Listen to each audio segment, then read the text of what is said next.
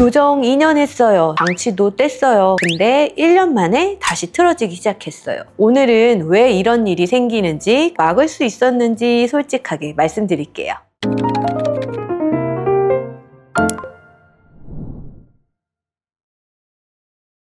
안녕하세요. 늘바른 교정치과 이소민 원장입니다. 교정 치료를 끝낸 분들 중에서 분명히 유지장치 했는데도 왜 또 틀어지는 건가요? 재교정을 또 해야 하나요? 처음 교정이 잘못된 건가요? 이런 고민으로 다시 상담을 오시는 경우가 있습니다. 오늘은 이 질문들에 하나씩 답변해 드려보겠습니다. 교정이 끝난 후에 왜 재발이 생기는지, 유지장치가 실제로 어떤 역할을 하는지, 그리고 재발이 생겼을 때 어떻게 해야 하는지까지 정리해 드릴게요.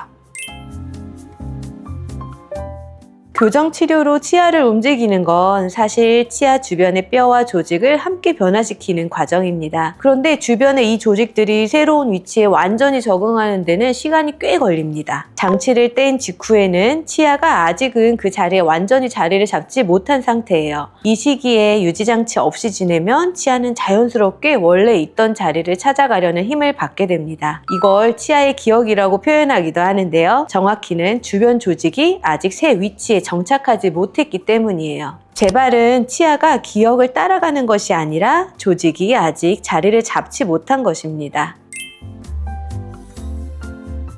교정 후 재발이 생기는 이유는 크게 3가지 패턴으로 나뉩니다. 첫 번째, 유지장치를 제대로 착용하지 않은 경우입니다. 이게 가장 흔한 원인입니다. 장치를 뗀 직후 6개월에서 1년이 가장 중요한 시기인데 이 시기에 착용을 소홀히 하면 재발 가능성이 크게 늘어납니다. 두 번째, 치아가 움직일 수밖에 없는 구조적 원인이 남아있는 경우입니다. 혀의 습관이라든지 입술 힘의 불균형, 구강 호흡 습관 같은 것들이 교정 후에도 계속 치아에 힘을 가하거든요. 이런 요인이 해결되지 않으면 유지 장치를 해도 조금씩 움직일 수 있습니다. 세 번째, 나이가 들면서 자연스럽게 생기는 변화입니다. 이건 교정 여부와 관계없이 누구에게나 조금씩 일어나는 과정입니다. 교정을 전혀 하지 않은 분들도 30, 40대 이후에는 치아 배열이 조금씩 달라지는 경우가 있어요. 재발의 원인은 단순히 유지 장치를 안 해서만이 아닙니다.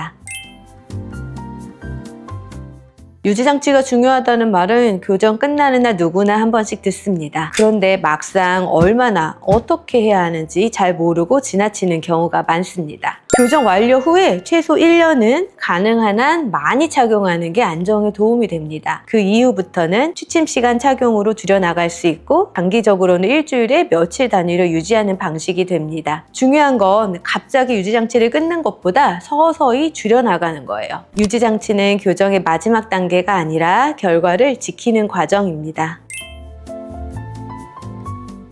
이미 조금 틀어진 것 같다는 느낌이 드신다면 너무 걱정하기 전에 먼저 확인할 것이 있습니다. 유지장치가 아직 있다면 일단 다시 착용해보세요. 틀어진 정도가 심한지 미세한 수준인지 먼저 파악해 보시고 병원에서 현재 상태를 촬영해서 변화량을 비교해 보시면 됩니다. 교정 직후의 상태와 비교해 보면 실제 변화량이 생각보다 작은 경우도 많습니다. 반대로 유지장치가 맞지 않을 만큼 많이 움직였다면 빨리 확인하는 게 더 큰 재교정을 막을 수는 있어요. 재발이 생겼다고 해서 바로 재교정이 필요한 건 아닙니다. 변화량과 원인에 따라 보정 방법도 달라지기 때문입니다. 재발의 정도를 먼저 확인하는 것이 가장 중요합니다.